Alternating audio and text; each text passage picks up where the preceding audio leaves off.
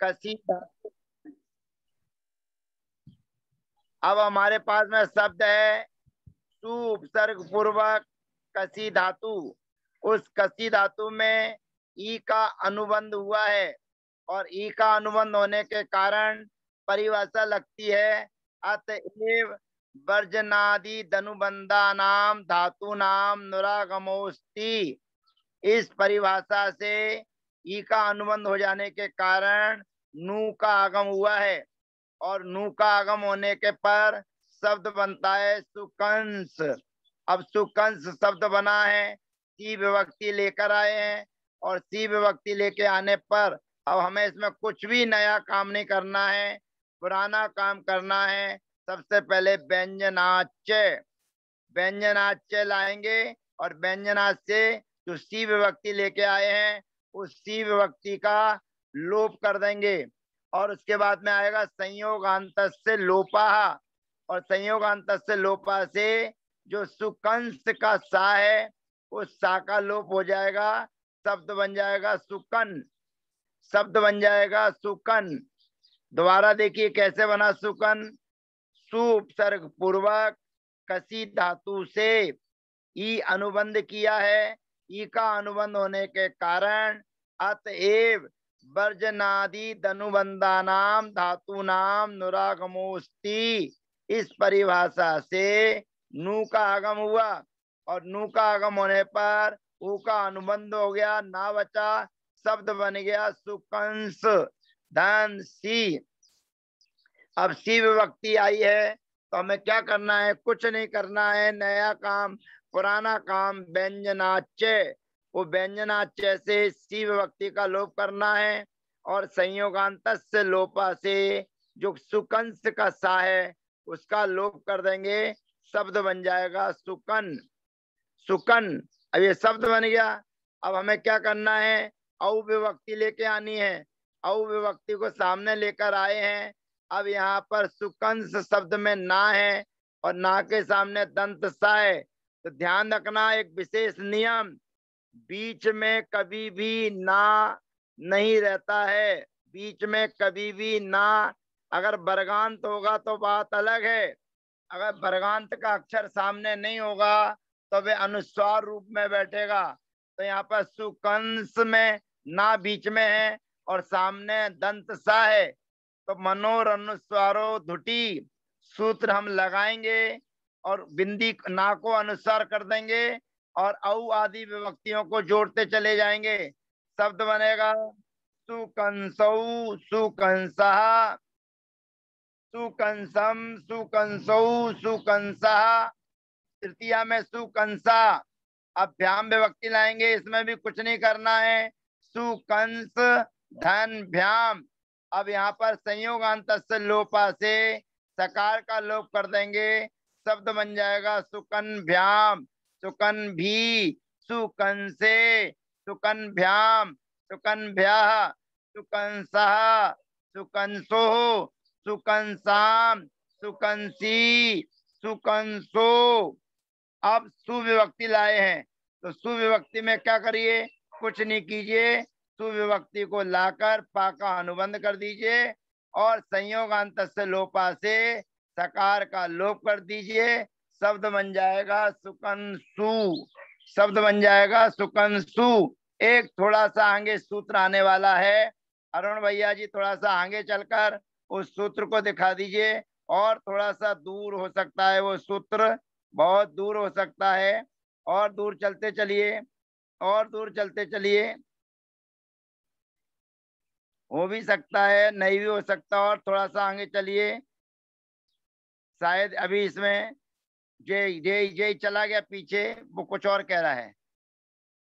और लाइए नीचे, लाइएगा नीचे, और वो यहाँ पर सूत्र नहीं है, आगे चलेंगे कोई बात नहीं, जहां थे वहीं ले आइए, शब्द बन जाएगा सुकंसु, एक ही रूप बन जाएगा सुकंसु, जहां थे वहीं चलिए भैया जी, सुकंसु शब्द बन जाएगा, को नया कुछ भी नहीं करना है। तो सुकंसु ये शब्द बन गया हमारा नया। और आगे चलिए भैया जी, बस, और आगे नीचे चलिए, सुकंस, ये शब्द बनेगा, यही खुला रहने दीजिए, बस बस। अब यहाँ पर देखिए शब्द बन गया हमारा। अब हमें क्या करना है, थोड़ा सा ध्यान रखना है। जो प्रत्यंच शब्द था उसी की चर्चा चालू है, उसको अलग नहीं किया है। तो अब हमारे सामने जो प्रत्यंच शब्द आया था, उस प्रत्यंच शब्द के दो अर्थ होते हैं। एक तो होता है पूजा करना और एक गमन करना। एक पूजा करना और एक गमन करना। तो यहाँ पर एक नया सूत्र आ रहा है, नांचे पूजायाम। ये कह रहा है सूत्र कि अंच धातु का जहां जहां प्रयोग आपने किया है, अभी प्रत्यंच शब्द में किया है, फिर प्रांग शब्द में भी कर सकते हैं। तो यहाँ पर जो सस आदि विभक्तियों में अनुसंग का आपने लोप किया है, उस अनुसंग का लोप यदि पूजा अर्थ कर रहे हैं तो पूजा अर्थ में उसका लोप नहीं होगा, ये ध्यान रखिएगा। नांचे पूजायाम, नांचे पूजायाम सूत्र कहता है कि जो आपने अनुसंग का लोप किया है और वो अंच धातु का प्रयोग यदि पूजा अर्थ में कर रहे हैं तो उसके अनुसंग का लोप नहीं होगा। अब उदाहरण के तौर पर हमारे सामने प्रत्यंच शब्द के बाद नया शब्द आता है प्रांच। अब प्रांच शब्द में कुछ नहीं करना है, आपको प्रत्यंग शब्द की तरह ही पूरे काम करना है। अब कैसे करना है तो आप सोचते जाइए, मैं बता रहा हूं आपको। प्रा उपसर्ग को पहले निकाल कर रखिए, प्रा उपसर्ग के सामने अंच धातु को रखिए और अंच धातु के साथ में सी विभक्ति को लेकर आइए। तो जैसे आपने प्रत्यंग बनाया था वही काम आपको यहाँ पर करना है। चवर्ग दीर्घादि नाम च, चवर्ग दीर्घादि नाम च से चा को गा करना है और गा हो जाने के बाद में मनोर अनुस्वारो धुटी, ये सूत्र से उसको अनुस्वार करना है और वर्गे वर्गांता से फिर उसको पंचम अक्षर कर देना है, वर्गांत कर देना है। और इतना करने के बाद फिर आपके पास में व्यंजनाच्य, इससे सी विभक्ति का लोप और संयोगांत से लोपा से गा का लोप करना है और समाना सवर्णे दीर्घी भवती परस्य लोपम करके शब्द बन जाएगा प्रांग। शब्द क्या बन जाएगा, प्रांग, ये बना हुआ है प्रांग। फिर उसके बाद में आता है प्रांचौ, कुछ नहीं करना, विभक्ति जोड़ना है। फिर प्रांचा, संबोधन में भी हे प्रांग, हे प्रांचौ, हे प्रांचा, फिर प्रांचम, फिर प्रांचौ। अब करना है काम। अब आप लिखिए अपनी अपनी कॉपी पर, प्रा धन अंच धन सस, दो बार लिखिए इसको, प्रा धन अंच धन सस, दो बार लिखिए ऊपर नीचे। और एक के सामने लिखिए गति अर्थ जाना और एक के अर्थ में लिखिए नीचे पूजा करना। अब ऊपर जो गति अर्थ है उसमें पुराना काम होगा, पुराना काम हम पहले कर देते हैं और नए काम में कुछ नया नहीं है, इसलिए कोई चिंता की बात नहीं है।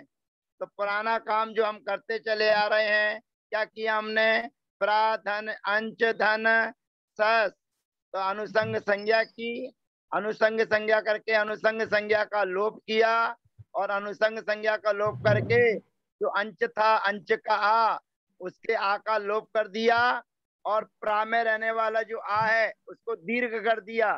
तो क्या बन जाएगा, प्राचाह। क्या बन जाएगा, प्राचाह। किस अर्थ में बनेगा, गति अर्थ में। लेकिन इसका अर्थ हम पूजा करना लगा देंगे तो अनुसंग का लोप नहीं होगा, तो बनेगा प्रांचः। इतना ध्यान रखने का है, प्रांचः। हाँ जी अरुण भैया जी, समझ में आ गया सबके सब लोग।